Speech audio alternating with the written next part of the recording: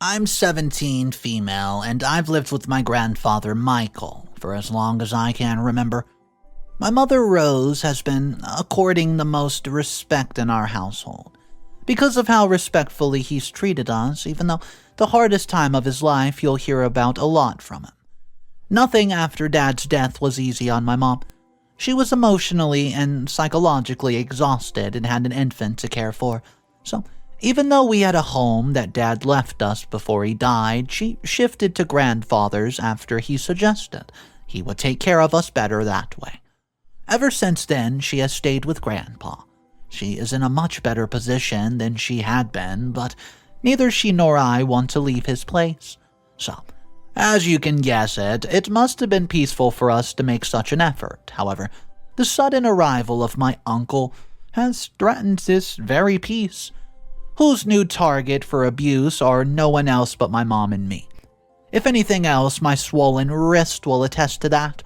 If that is not enough, she has tales to tell of how much Mike has said to her. Some of them have crossed boundaries, particularly comments concerning my father and the man my mom is currently seeing. Where do I begin to give you the most sense of my life? Perhaps I should start from the beginning. No. Maybe then you'll finally understand my situation fully, and it'll also help you understand why neither of us is happy with my abusive uncle's sudden presence at my grandfather's house. Anyway, I'll start with the death of my dad. Now, it's true that I don't really remember much about his death, but if I had to be honest, I do not remember how he looked. If I know, that is the best. I've seen photos and videos of him on my mother's phone. That is all I know about him, for he died when I was still a baby. Sometimes my mom tells me stories about him, but that mostly feels like a stranger's story, if you get what I mean. Yes, he was my dad, but he never really was. Does that make sense? In that regard, the closest thing I have to a dad, a living dad, is my grandfather. After my dad's death, my mom felt directionless. She could return to her own family, but she would not have been allowed much freedom until I turned 18. The very thought of that scared her. To help her out of the crisis, my grandfather stepped in. He promised to give her space and freedom to raise me and make a life for herself. Well, that helped her a ton. While she went out looking for jobs, my grandfather took care of me. He fed me, bathed me, and told me tales that my mom should have. That does not mean I'm angry at my mom or that you should find faults in her, but that was what life demanded of her. So, grandfather lived on his pension, but it was not much. Mom could not have allowed him to take the burden of us all on his own, so she did her job on weekdays and attended improvement classes on Saturdays. It was a set routine for her. I belonged entirely to her on her off days, and it helped that our grandfather has always been so helpful and grateful for our presence. It helps Mom the most. This encouragement that her parents often forgot to lavish on her. I feel that parents often mistakenly assume that their children do not need emotional support just because they've grown up. I mean, my friends tell me that they feel that way about their own parents. I'm assuming, to a certain extent, that you feel that too. Anyways, this support is one of the reasons we're so loyal to him. There's enough space for growth. There is enough space to monitor growth and initiate corrective measures too, and that keeps the peace even in tense hours. That is what my uncle has threatened with sudden presence. How, you ask? Well, I'll let you guys know in due time. My grandmother died 5 years ago, so we are the only people my grandfather has. Oh, and also my uncle, Mike. Mike, how do you introduce that man? He's the kind of uncle you hope you never have, or the kind of dad that makes your life a living hell. I can attest to the former, and my cousin can approve of the latter. We have experienced him throughout our lives, so he has left a solid impression on us. This impression is negative in every sense of the word. You imagine a mean uncle or father, and that is what Mike is to us. It does not help that he has zero consideration for those around him. he shows little interest in growing as a person because there's little scope for growth in him. We all naturally hate him. You'll come to hate him too, folks. Let me begin with the story of Mike. You see, Mike did pretty well in high school and continued to do so in college. His GPA was nice, so pretty good. His biggest vice, I must tell you, is absolute laziness. So even though he did well in college and had several offers for good-paying jobs, he has not achieved much because he does not want to move. If it were possible to live without eating, he would do that too, but it's not. So that is why he has grown into such a big and mean man. Nothing about him is likable, and my grandparents did their best to raise their son with the best possible character. However, only my dad picked up on those lessons. Mike missed them, just like he missed his children's birthdays even. You see, Mike decided to, marry April. It was an unexpected decision, and his parents believed he was not ready for any responsibilities, but there was little that they could do. Mike decided to marry April, and April, for her part, maintained her ignorance about his nature. This ignorance brought her trouble later in their lives, but I'll tell you soon. He was only 22, had no job. However, after marrying her, he soon picked up a job. For a while, it looked like he was going to change. Of course, that was a short-lived expectation, and April continued with her job, believing they had financial security. He eventually dropped this job, and it started going downhill from then on out. At first, my grandparents did not know about this situation. April did not share much about it either, so it became a well-kept secret for some years, and it stayed like that until Mike barged into our lives, asking for monetary help. Well, Dad helped him. At Mike's request, Dad kept it a secret from my grandparents, too. Eventually, Mike's habits got worse. Even without any familial requirements, he asked my father for financial support. My dad agreed to help him for some time, and eventually he dropped it. Mike, though, was not having any of it. You see, his manners got worse, and he started verbally abusing my dad. Dad, as a peace-loving individual, ignored these reactions at first, but they eventually got worse. After a very violent confrontation, my father cut off ties with him. Because it had started with money, my dad informed my grandparents too, and although it did not have strict consequences, they restrained him from following such habits. I mean, think about it, guys. In the beginning, just before this situation can get worse, you do hope that there's no potential need for strict measures, right? You feel that if the person could change their habit, you would not need to take severe steps to teach them something important. I suppose my grandparents hoped the same. They hoped that this would help Mike see the light of day. But it simply did not. That is why my parents never picked up a decent relationship again, and whatever Grandpa has with him now is painfully awkward. After that, it was no longer just about money. Word started getting around that Mike was abusive to his wife and kids. You see, April is not the best person either, but the fact that their relationship had reached that level of abuse was particularly disconcerting to my grandparents. Well, Mike advised them not to barge into their lives, so their relationship remained mild for years. Whatever they heard about the family came from their neighbors. Mike refused any help at all. When it got bad once, he blamed it all on my grandfather, claiming that if he had helped him with the money on time, it could have been controlled. It was such an absurd claim. Your typical thug behaves like that, does he not? Anyways, his kid got admission to the school. They did well too, and every time they came to our grandparents' place, you would hear praise for them. I have never really been at the top of my class, so the praise sometimes gets to me. You must have felt that at some point in your life, right? It gets in your head. Well, it got in mine. Whenever jealousy was bad, I would go on and wish the absolute worst scenarios on the family. Anything that could misdirect my cousin's attention. I should not have, as I've realized in recent times. They have the kind of luck in family life you would not wish on anyone, much less innocent children just about your age or younger than yourself. So, whenever I overheard my mom's and grandpa's conversations about Mike and his family, I would cry and take back all my wishes. Well, it worked out sometimes. Sometimes it did not. I assume that guilt stays with you. My cousins, they did well at school despite their situation at home.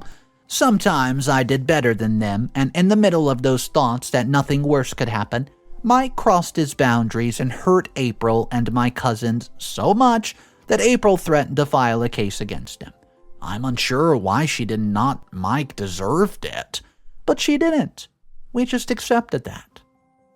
However, she did file for divorce and child support, and if you follow through on the situation with my uncle, you know he does not like responsibility. So, my grandpa and mom believed he would be okay with that too, however, he was not. He threw a tantrum so bad that April had to file a restraining order. She then promised to file a case if he did not follow the court order exactly. We don't know where he stayed during the entire procedure. Mom claims he's definitely with his shady friends, and Grandpa has never argued much with that assumption. He knows Mike is involved with some pretty bad people.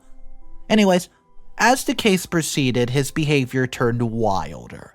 He would often get into trouble with bad men and end up behind bars or even beaten. Grandpa restrained himself during those times. I'm sure he wanted to smack some sense into that boy, but no, he didn't touch his son. His behavior is that of a self-proclaimed alpha male. You should avoid people like that, gentlemen. He lost the case, which I'm sure you must have predicted. He lost his children's custody too. What he did win, though, was an order to provide child support to his kids until all of them turned 18 years of age. He would have to struggle for many years to fulfill the requirement, and best wishes to him, honestly. We did not hear anything from him after his divorce, and April does not contact us any longer, but her children do. We unofficially label them as our only source of valid information. However, even they did not have any knowledge about Mike. Grandpa just assumed that we would not see him again, and honestly, for the most part, we did not even want to. Of course, it is then that he shows up at Grandpa's place. This time, he actually looked like a wild animal and stank so badly that I had to take a cover behind my mother. You would have done the same because he smelled absolutely horrible. He claimed he needed a bath. Grandpa was not happy with his appearance, but allowed him in anyways. He bathed and dressed in some clothing that he had with him, and he shaved, and then walked into Grandpa's room. From what I heard, he made claims that he had changed as a man and understood where he was at fault. He even said that he was willing to improve his character to be more worthy of my grandfather's trust. I know lies when I hear them, but Grandpa allowed him a place at home, and he made him promise that Mike would find a job within a month and leave immediately. Grandpa was sure that he did not want him any longer than that. However, now that it's been a little more than 2 months, nothing about Mike is pleasing to me. As I said in the beginning, I have swollen wrists to prove Mike's characters, and for weeks I kept this as a secret from both my mother and my grandpa. Eventually it gets out. When my grandpa asks my mom if she has something to share too, she unabashedly tells him everything Mike has ever said or done. At that moment, she looked at the most passionate, and no wonder she hates Mike so much. He has not only hurt us in the present, but also in the past as well. You should have seen Grandpa's face. He did not only seem gravely disappointed, but also absolutely ashamed. It was like he blamed himself for it too, and that made me pretty angry. I'm unsure what he did and why he has done this to me, or why he verbally assaults my mom at every chance he gets, but I know I will have my answers soon. Right now, as my grandpa has found out about this situation, I will wait it out and let you know in due time. Until then, I will go on a quest to discover the truth. If you understand the situation, do give me suggestions on how to deal with a man who unnecessarily raises his hand at me. What's up, everybody? Mr. Reddito here. So today's story is a drama. I have 3 updates for you. Easier. If you guys are new to the channel, take a second, hit that subscribe button, and let's jump into update number 1. Grandpa and Mike had a confrontation. I was the center of the entire thing, and you probably have an idea what it was about. Mike did not defend himself. He was willing to own up to the entire thing by being a shameless son of a gun. When he gave this little laugh in between, my grandpa did not waste a single second kicking him out. After that, it was easier to find the crux of the matter. Yes, it's always been true that Mike is nothing more than abusive. He abused the person he claimed to absolutely love so darn much and hurt his children. I am only counting physical abuse because the mental and emotional ones go unaccounted for. If he could hurt his own family so much, why would he spare me? Especially when he has had such a tense relationship with both my mom and dad, and earlier, I only talked about the monetary issues. See, he asked for money, and my dad would refuse. I knew that much, however, it's only now that I've discovered another reason for his mistreatment of me. It is petty, but everything is exaggerated when it does not go in his favor. Well, but I'll bring it to you right away. Long ago, when my dad was still alive, Mike demanded a space for his family and him in our home. You see, our home only had 2 rooms, so there was no chance of additional members. My father, as expected, refused, and it got on Mike's nerves. But what made it worse for him, though, was when my dad died. You already know my mom shifted to Grandpa's place, so she had to do something about the home. Instead of selling it, she rented it out to someone, and Mike was upset that she did not give it to him.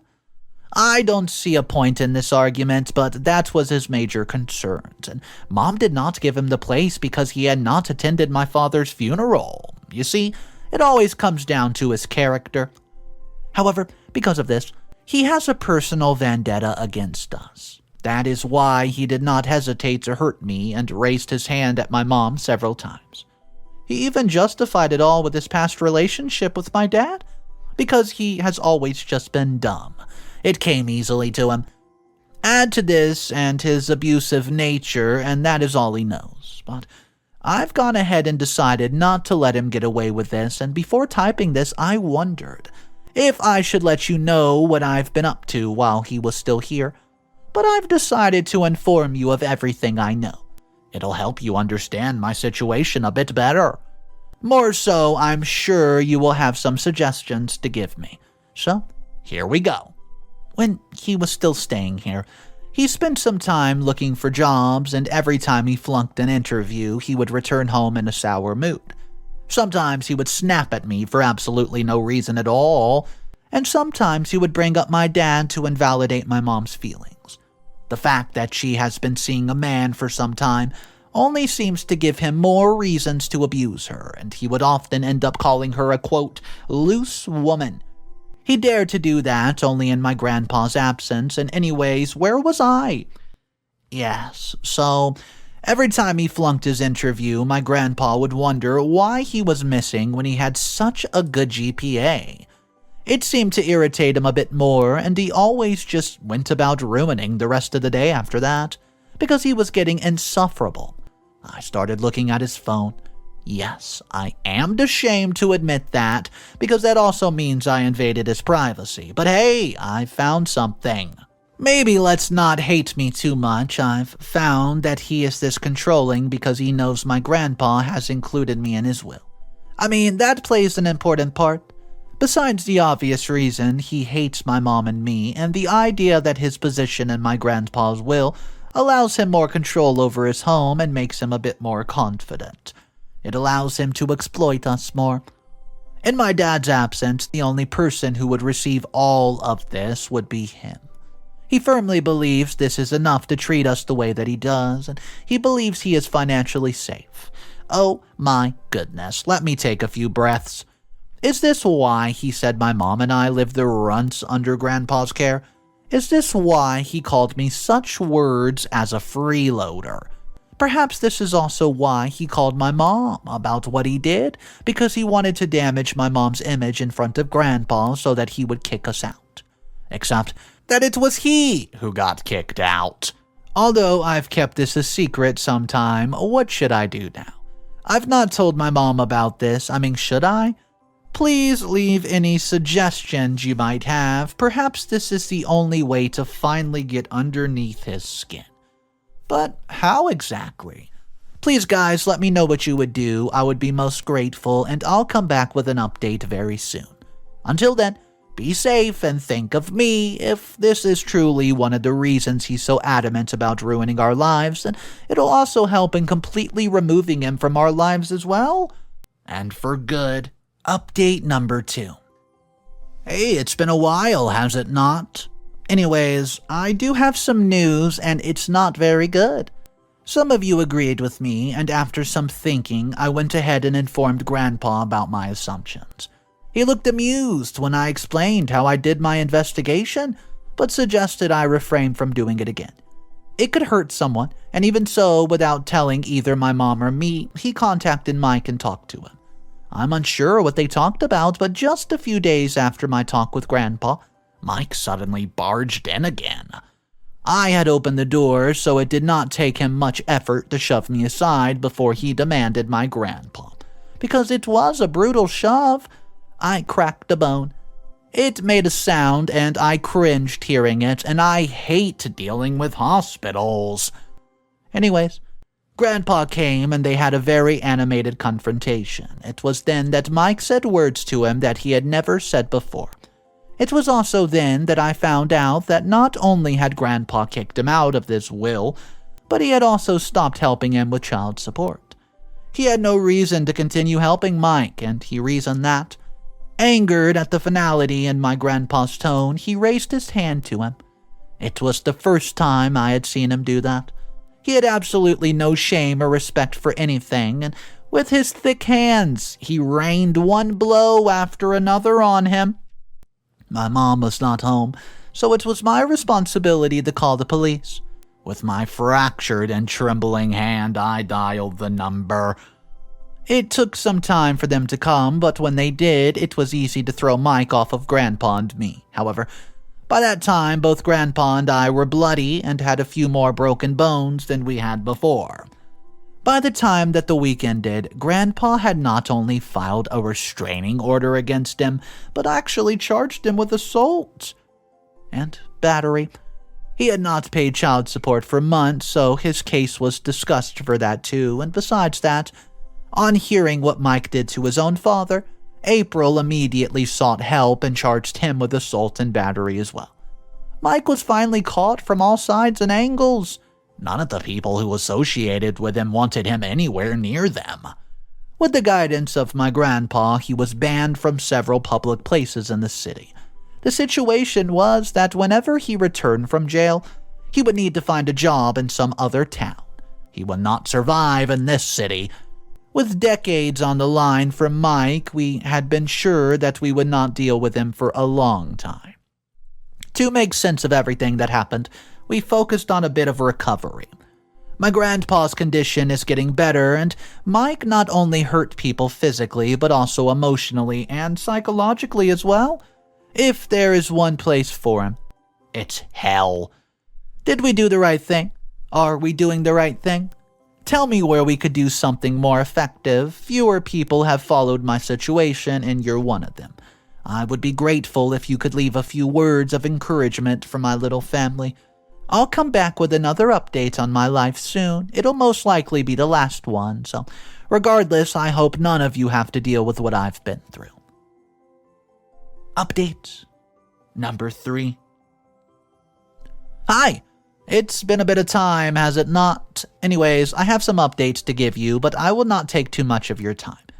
He has not bothered to contact either my grandpa or my mom, and he's not apologized for his behavior either. Not that I was expecting that from him, because even my grandpa's not surprised about that.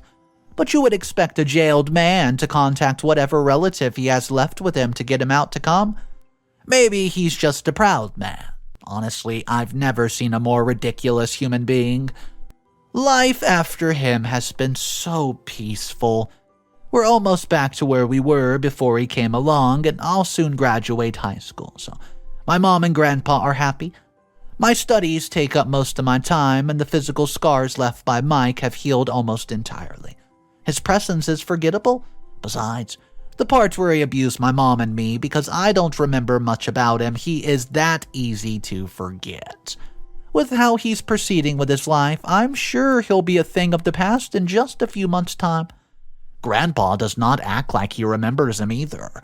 He's busy dealing with his own affairs and the affairs of older people. I have had a lot of time before I understand the point of things that he does with others in the neighborhood.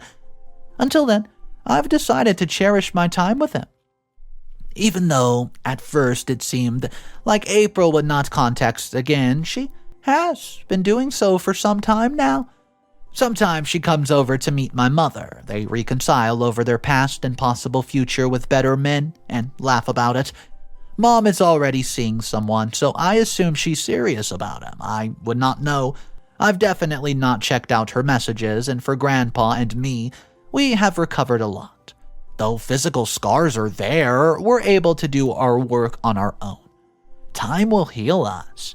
I firmly believe that, and Mike is going to be behind bars for more than a decade. So I have enough time on my hands to erase him from my memories. I'm sure my family members are on the same path. I must tell you another thing before I end this, though. Although I'm unsure if this is the case, but my grandpa has hinted that he has included my mother and me in his inheritance will.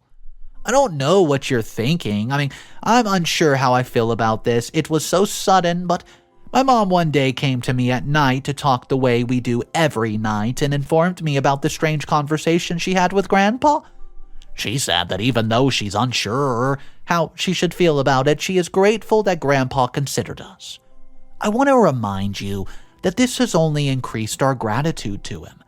We have always loved and respected him for everything that he's done, so even if he had not taken this step, we would have stayed loyal to him.